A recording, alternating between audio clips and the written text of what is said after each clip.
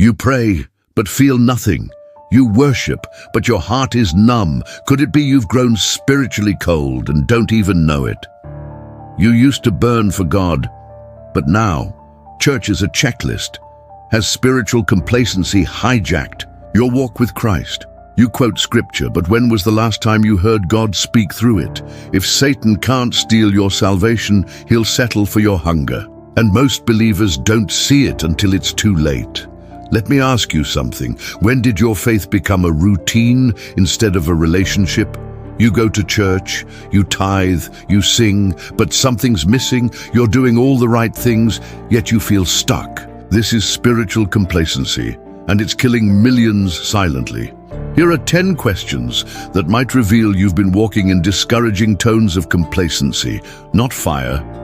Before we begin, subscribe now if you're hungry. To be awakened in the Spirit again, do you seek God first or self-satisfaction?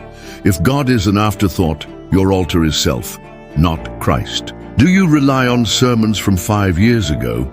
Complacency feeds on spiritual leftovers. The word is daily bread, not weekly bread. Do Satan's whispers sound louder than God's promises? Then your soil has been compromised. The word is being choked. Do you worship out of habit, not heart?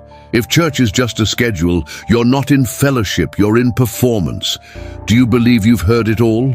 That's pride in disguise. The humble are always learning. Like this, so it reaches another brother or sister in spiritual sleep.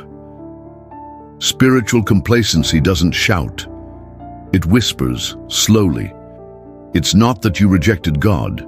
It's that you replaced him with comfort. Because you are lukewarm, neither hot nor cold, I will spit you out of my mouth. Revelation 3:16. Ask God to restore your hunger. Fast. Get in the word daily. Pray aloud. Worship like it's war, because it is. If this hit you in the heart, it's time to wake up. Subscribe now, because we're exposing everything the enemy wants you to ignore.